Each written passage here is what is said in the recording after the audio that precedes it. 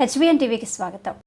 రేవంత్ రెడ్డి గారి నాయకత్వంలోని మన ఇందిరమ్మ ప్రభుత్వం చెప్పిన మాటలే కాకుండా చెప్పని అనేక అంశాలని రాష్ట్ర ఆర్థిక పరిస్థితి బాగలేకపోయినా ధనిక తెలంగాణ రాష్ట్రాన్ని 8,19,000 కోట్లు ఆనాటి పెద్దలు, అది కార్పొరేషన్ల ద్వారా కావచ్చు, సింగరేణి కావచ్చు, ఎఫ్ఆర్బిఎం నామ్స్లో కావచ్చు, ఇతరత్ర అప్పిస్తున్నోడే పాపం ధనిక తెలంగాణ రాష్ట్రమని సొల్లు మాటలు చెప్పి రాష్ట్ర ప్రజలని మభ్యపెట్టి, దేశంలో ప్రజలందరినీ మభ్యపెట్టి, దొరికిన కాడికి ఎక్కడ దొరికితే ఎంత వడ్డీకి దొరికినా డబ్బు తెచ్చి కొల్లగొట్టి ఆ డబ్బులో 1,00,000 కోట్లు పైగా ఆ కుటుంబం ఖాతాల్లో ఈనాడు జమ చేసుకున్న మహానుభావుడు అప్పు చేసిపోతే, మన ఇందిరమ్మ రాజ్యం వచ్చిన 15 నెలలలో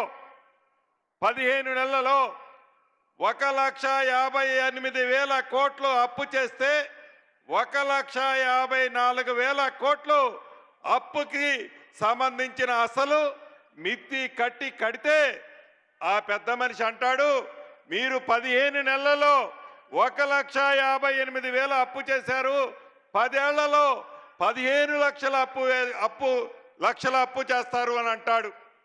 నువ్వు అధికారం, కాంగ్రెస్ ప్రభుత్వం నుంచి నువ్వు అధికారం తీసుకున్న నాడు, రాష్ట్ర విభజన జరిగిన నాడు ధనిక తెలంగాణ రాష్ట్రంగా నువ్వు తీసుకుంటే ఏ అప్పులకి అసలు మితి నువ్వు ఆనాడు కట్టాల్సిన అవసరం రాలే. కానీ ఈనాడు ప్రతి నెల 6,500 మనం తిన్నా తినకపోయినా, మన అవసరాలు ఉన్నా లేకపోయినా అసలు మితి కడితేనే దేశంలో మన రాష్ట్రానికి గౌరవం ఉంటుంది. ఆ పరిస్థితి తీసుకొచ్చింది ఆ పెద్ద మనిషి.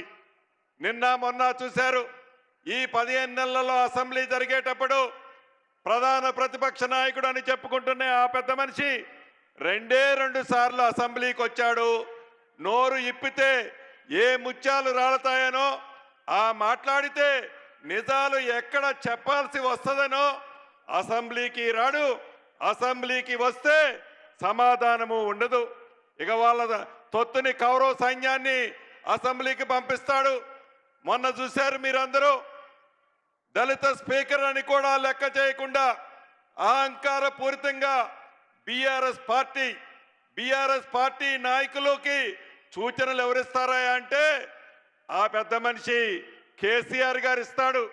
ఆ సూచనల ప్రకారం అహంకారపూరితంగా దళిత స్పీకర్ అని కూడా చూడకుండా ఎలా అసభ్యంగా మాట్లాడారో తెలంగాణలోని ప్రతి బిడ్డ గమనించాడు.